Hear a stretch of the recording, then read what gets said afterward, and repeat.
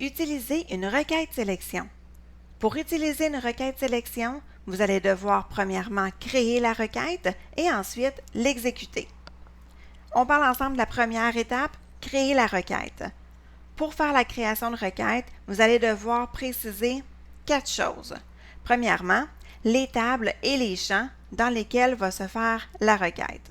Premièrement, tout va se jouer ici dans la partie inférieure. Alors, c'est là qu'on va pouvoir préciser donc les champs et les tables dans lesquels on va faire la recherche.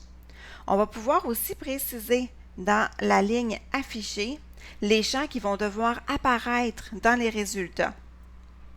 On a aussi comme choix d'appliquer un ordre de tri. Donc, on a une ligne tri qui est juste ici et on peut, si on veut, c'est facultatif, donc ajouter un ordre de tri.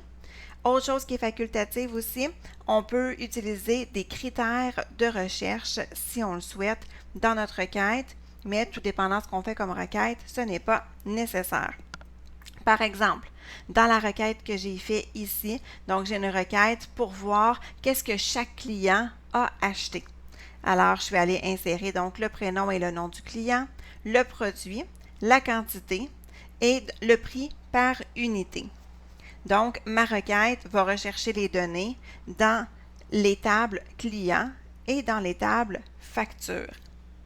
J'ai des crochets qui sont sur tous mes champs pour indiquer à Access que je veux que ces champs-là apparaissent dans mes résultats.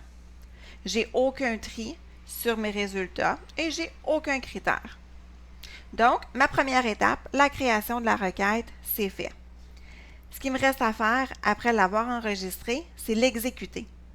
Donc, je vais devoir l'exécuter pour qu'elle effectue les opérations que je lui ai demandées. Donc, ça peut être de la recherche, ça peut être un filtre, ça peut être un tri, ça peut être de faire des calculs. Donc, on a plusieurs opérations qu'Access peut effectuer pour nous dans la requête.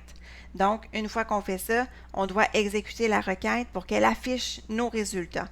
Alors, pour afficher, j'exécute et je vois mes résultats, donc de cette façon.